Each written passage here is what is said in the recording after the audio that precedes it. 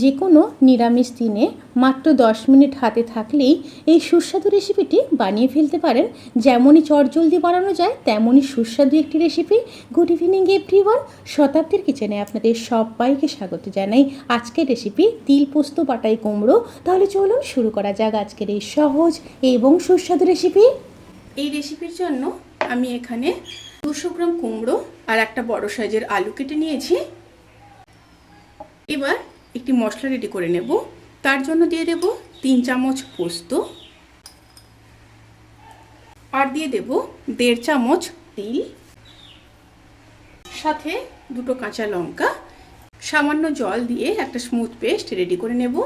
এবার কড়াইতে সর্ষের তেল দিয়ে দেব। তেলের মধ্যে দিয়ে দেবো একটা শুকনো লঙ্কা, 1/2 চামচ কালো জিরে, একটু নেড়ে নেব। তেল থেকে যখন সুন্দর একটা স্মেল বেরোতে শুরু করবে সেই সময় কেটে রাখা কুমড়ো আর আলু দিয়ে দেব।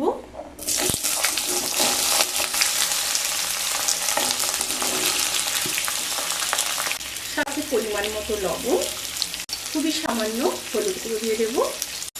এবার খুব ভালোভাবে মিশিয়ে নেব।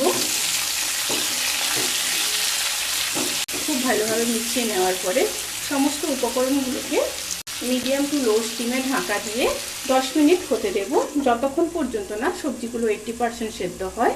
মাঝখানে মাঝখানে 2-1 বার অতি অবশ্যই নেড়ে নিতে হবে। সমস্ত উপকরণগুলো যখন প্রায় 80% সেদ্ধ হয়ে যাবে তখন পেস্ট করে রাখা পোস্ত, তেল আর কাঁচা লঙ্কার মিশ্রণটা দিয়ে দেব। একটু মিশিয়ে নেব।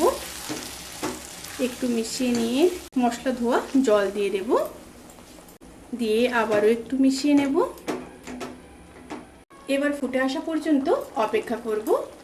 তরকারিটা যখন ফুটে আসবে তখন স্টিমকে একদম লো করে আরও 2 থেকে 3 মিনিট রান্না করে নেব।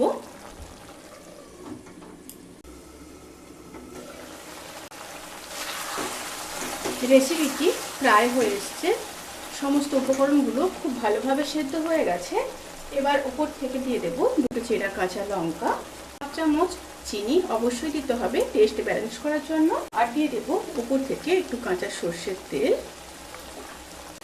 দিয়ে খুব ভালোভাবে মিশিয়ে নেব। এবার গ্যাসের ফ্লেমটাকে অফ করে দেব। অফ করে ঢাকা দিয়ে 5 থেকে 7 মিনিট স্ট্যান্ডিং টাইমে রেখে তারপর কিন্তু সার্ভ করব অবশ্যই গরম ভাতের সাথে। রেসিপিটি কেমন লাগলো প্লিজ কমেন্ট করে জানাতে কিন্তু ভুলবেন না। যদি ভালো লেগে থাকে তাহলে সাবস্ক্রাইব করে পাশে থাকা বেল আইকন প্রেস করে নোটিফিকেশান অল করে রাখবেন। তাতে করে আমি যত রেসিপি দেবো সমস্ত লিঙ্ক আপনাদের কাছে পৌঁছে যাবে। আপনারা সবাই ভালো থাকবেন, সুস্থ থাকবেন, সাবধানে থাকবেন। আজকের মতো এই পর্যন্ত। পরের রেসিপির জন্য অপেক্ষা করুন। টাটা।